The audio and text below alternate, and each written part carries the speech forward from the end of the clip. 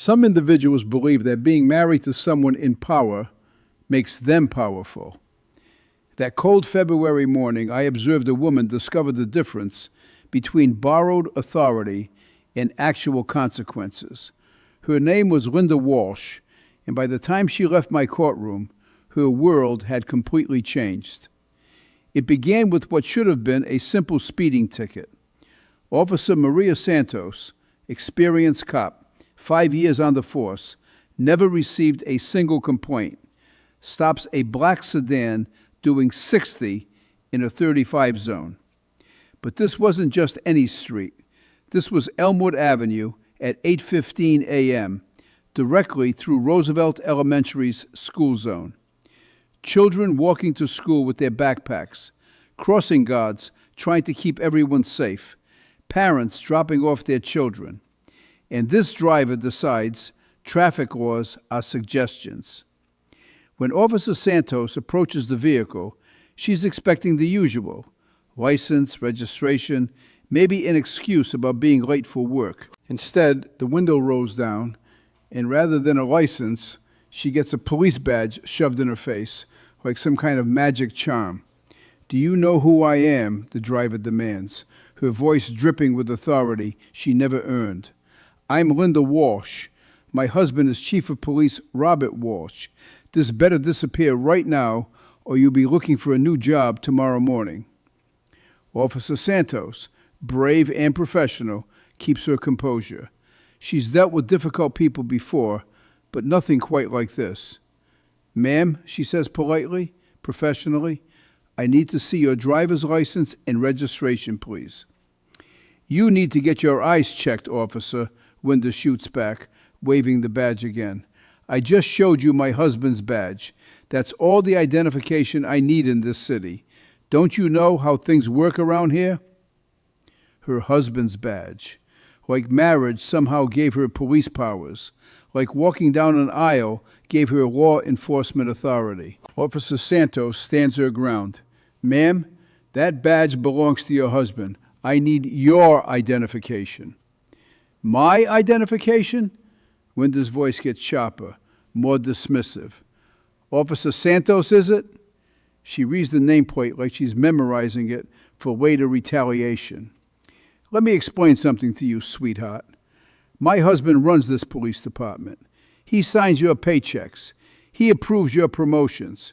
So when I tell you to make this ticket disappear, you make it disappear." But Officer Santos writes the ticket anyway, because that's what good cops do. They follow the law regardless of who thinks they're above it. She hands it through the window with professional courtesy, explains the court date, and watches Linda Walsh drive away, muttering threats under her breath. 2 hours later, Chief Robert Walsh storms into the police station like a hurricane. 20-year veteran, decent record until his wife started thinking she wore the badge too. He finds Captain Rodriguez in his office and doesn't even bother closing the door. "Rodriguez," he shouts, loud enough for half the station to hear, "what the hell is wrong with your people? One of your officers just harassed my wife." Captain Rodriguez, decent man with 30 years on the force and exactly zero patience for corruption, looks up calmly.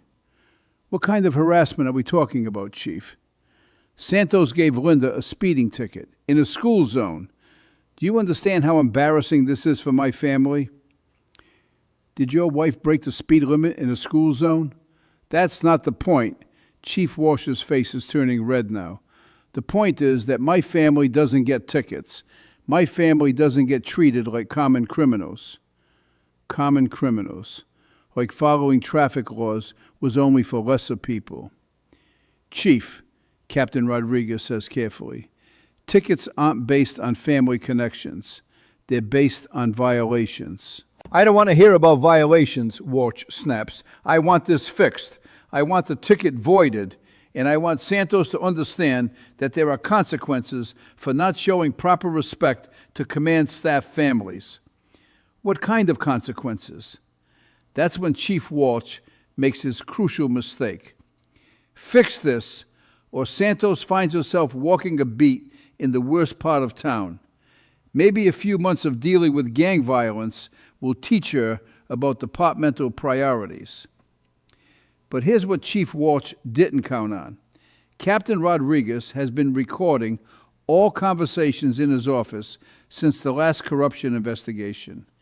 Every word, every threat, every attempt to use official position for personal benefit. The next morning, that recording lands on my desk along with a formal complaint filed by Captain Rodriguez. Also included, Officer Santos's incident report, the citation details, and a note explaining that he felt this warranted judicial review. So there I am, 8:30 a.m. sharp, reviewing this mess while Christina makes her morning rounds. Strong Italian coffee in hand when she walks in with that look that means more trouble. Judge, she says, Mrs. Walsh called 3 times yesterday. About her court date? About discussing this matter privately before court starts today. Her exact words were, surely we can resolve this without all the public drama. Discuss this matter privately. Code words for, can we make this go away without consequences?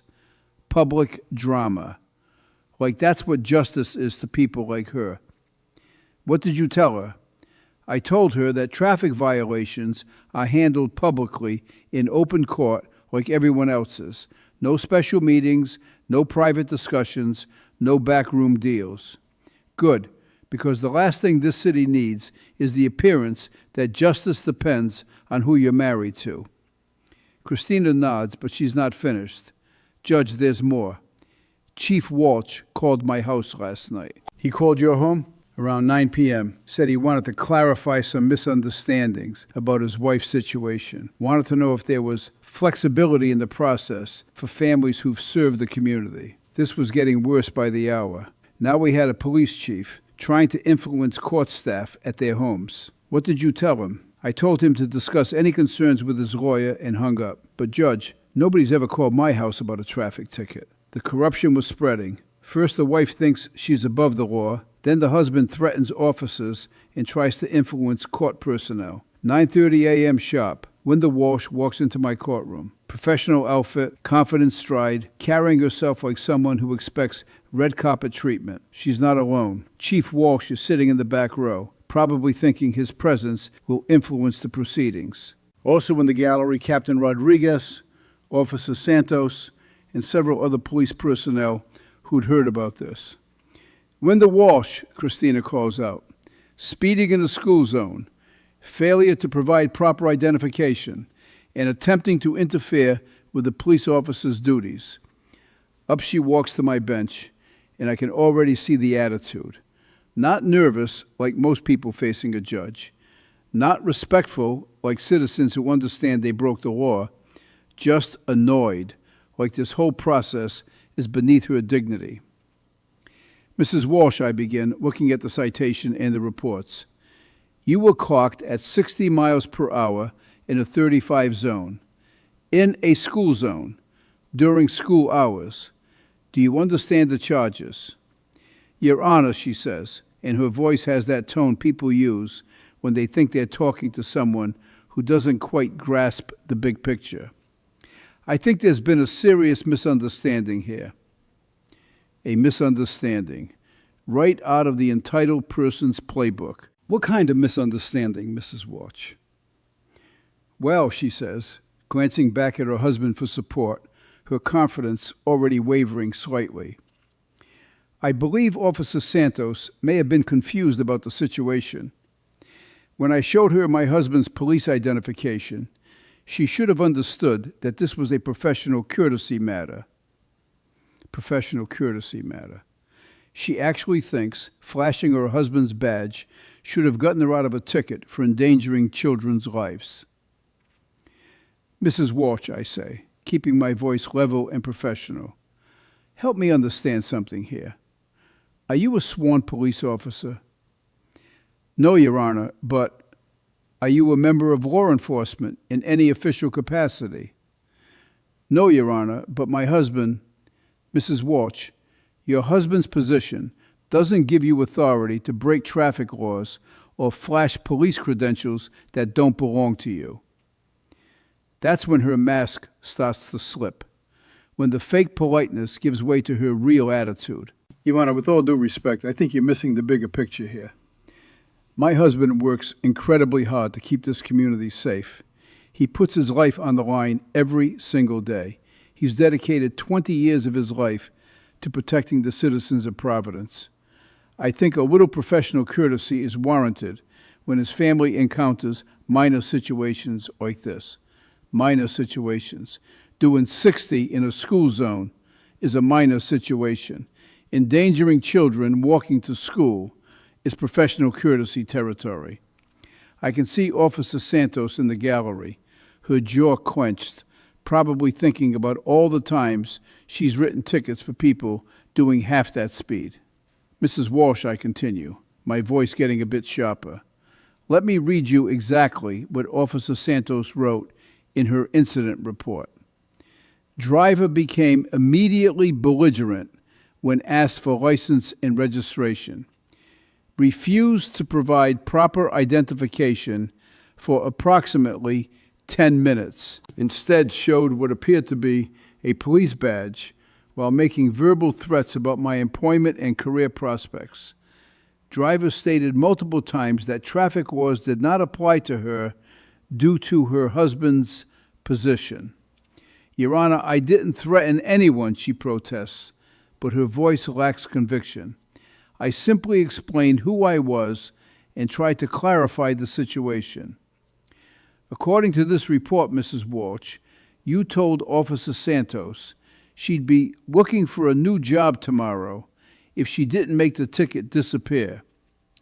You told her that you could make things very difficult for officers who don't show proper respect to command staff families. How is that clarifying rather than threatening? She looks back at her husband again, seeking rescue. Chief Walsh is shifting uncomfortably in his seat, probably realizing this isn't going the way his wife expected. The other officers in the gallery are watching intently, some probably hoping justice will finally catch up with this entitled behavior. Your Honor, Linda tries a different approach, her voice becoming smaller, more manipulative. I've been under tremendous stress lately. My husband's job puts enormous pressure on our entire family. The threats he receives, the danger he faces, the long hours, sometimes that stress affects my judgment. I'm not making excuses, just trying to help you understand the context. Stress affects her judgment, but apparently not enough to slow down in a school zone where children's lives are at stake. Mrs. Walsh, were you aware that the school zone speed limit exists to protect children? Of course, but I was late for an appointment, and the roads were relatively empty. Mrs. Walsh, the speed limit isn't suggestions based on how late you're running or how empty the roads look to you. I understand that, but surely, do you understand that children's lives are more important than your appointment? That stops her cold. Because when you put it that way, when you strip away all the excuses and entitled attitudes, it comes down to something simple. She risked kids' safety because she was late. Of course children's lives are important, she says, but her voice is smaller now. Then help me understand why you thought 60 in a 35 zone was acceptable. I made a mistake. And when Officer Santos pulled you over for that mistake, what did you do? I tried to explain the situation. Mrs. Walsh, according to this report, you refused to provide your driver's license. You showed a police badge that doesn't belong to you. You threatened an officer's employment. You demanded special treatment based on your husband's position. Is that explaining the situation? She's starting to realize this isn't going to end with a warning and an apology. Your Honor, I may have been more assertive than necessary, but Mrs. Walsh, let me ask you something.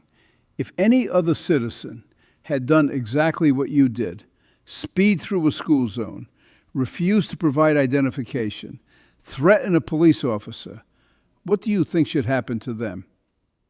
Long pause, because she knows the answer. and she knows it doesn't involve special treatment.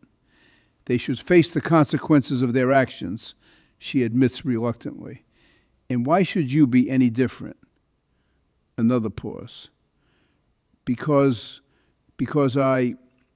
she can't finish the sentence. Because the only honest answer is, because I think I'm better than everyone else.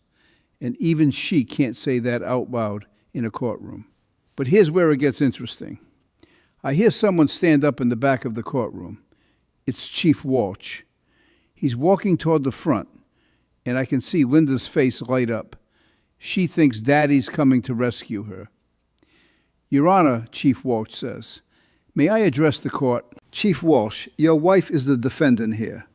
Unless you're a witness to these events, I don't see how your testimony is relevant. Your Honor, I just want to say that my wife has learned from this experience. She realizes she made mistakes, and she's prepared to accept responsibility. Accept responsibility. Chief, did your wife ask you to speak for her? He looks at Linda, who nods eagerly. She thinks her husband's going to fix this mess. Yes, Your Honor, she did. Mrs. Walsh, I say, looking directly at her, are you unable to speak for yourself in my courtroom? No, Your Honor, but then Chief Walsh, please take your seat. Your wife can represent herself. Chief Walsh looks surprised. His wife looks panicked. They expected his authority to carry weight here, but that's not how justice works. Mrs. Walsh, I continue, let's talk about what happened after Officer Santos wrote your ticket. I'm not sure what you mean. I mean your husband's attempt to have the ticket voided and Officer Santos disciplined. Her eyes go wide. She didn't know about the recording. Your Honor, I don't know anything about that. Mrs. Walsh, are you saying you didn't ask your husband to intervene on your behalf? Long pause. She's trying to figure out how much I know. I may have mentioned the situation to him. What exactly did you mention? I told him that I felt Officer Santos was unprofessional. Unprofessional how? She was rude to me. Mrs. Walsh, according to Officer Santos's report, she was polite throughout the entire encounter. She asked for your license and registration 3 times before you finally provided them. She explained the violation clearly. She remained calm even when you became aggressive. What part of that was unprofessional? She didn't show proper respect for my position. What position is that? I'm the police chief's wife. And what special respect does that position entitle you to? Another long pause. Because there isn't an answer that doesn't sound completely entitled and ridiculous. Mrs. Walsh, I say, let me be very clear about something. In my courtroom, everyone is equal under the law. Rich, poor, connected, unknown. Everyone gets the same justice. Your husband's position doesn't give you immunity from consequences. I understand that, Your Honor. Do you? Because your actions suggest otherwise. That's when I decide to play the recording. Mrs. Walsh, I have something I'd like you to hear. I nod to Christina, who starts the audio. Chief Walsh's voice fills the courtroom. Fix this, or Santos finds herself walking a beat in the worst part of town. Linda's face goes pale. She had no idea her husband's threats were recorded. Mrs. Walsh, I continue, after the recording ends, did you ask your husband to threaten Officer Santos's career? No, Your Honor, I never. But you did complain to him about the ticket. Yes, and you expected him to make it disappear. I thought he might be able to help. Help how? I don't know. I thought he had influence. Mrs. Walsh, what you thought was that rules don't apply to you. What you thought was that your marriage to a powerful man put you above the law. What you thought was that threatening a good police officer's career was an acceptable way to avoid consequences. She starts crying now. Not the manipulative tears some people try to use in court, but genuine tears, of someone who's finally understanding how far they've fallen. Your Honor, she says through the tears, I made terrible mistakes. I'm sorry. Mrs. Walsh, sorry doesn't undo endangering children's lives. Sorry doesn't undo attempting to corrupt a police officer. Sorry doesn't undo trying to abuse your husband's position for personal benefit. What can I do to make this right? You can stop by accepting full responsibility without excuses. I accept full responsibility. For what specifically? For speeding in a school zone, for refusing to cooperate with Officer Santos, for trying to use my husband's position inappropriately, and for the threat to Officer Santos's career. I didn't know about that. Mrs. Walsh, whose fault is it that your husband threatened Officer Santos? She understands what I'm asking. Whose actions set this whole chain of events in motion? Mine, she whispers. It's my fault. That's right. Your choices, your consequences. I sentence her to the maximum fine for school zone speeding, $500. I order her to complete defensive driving school. I require 40 hours of community service working with school crossing guards so she can see firsthand why those speed limits exist. But most importantly, I banned her from using her husband's position for any personal matter ever again. Any attempt to leverage Chief Walsh's authority for personal benefit would result in additional charges. Mrs. Walsh, I conclude, you came into my courtroom thinking you were above the law. You're leaving with a clear understanding that nobody is. As she walks away, Chief Walsh approaches my bench. Your Honor, he says quietly, I want to apologize for my behavior in this matter. Chief, your wife's actions are her responsibility, but threatening a good officer's career reflects poorly on your leadership. I understand. I've spoken with Captain Rodriguez about ensuring this never happens again. See that it doesn't. 3 months later, I got a letter from Officer Santos. Judge Caprio, I wanted to thank you for supporting me in the Walsh situation. Mrs. Walsh completed her community service and actually apologized to me in person. She said working with the crossing guards taught her why those speed limits matter. Linda Walsh learned that borrowing power isn't the same as earning respect, that marriage to authority doesn't grant authority, that everyone is equal under the law. My father used to say, Frank, respect is like trust. You can't steal it, you can't buy it, you can only earn it. Linda Walsh tried to steal respect through her husband's badge. Instead, she learned that real respect comes from accepting responsibility. I'm Frank Caprio. Remember, nobody is above the law, no matter who they're married to. Thanks for listening, and God bless.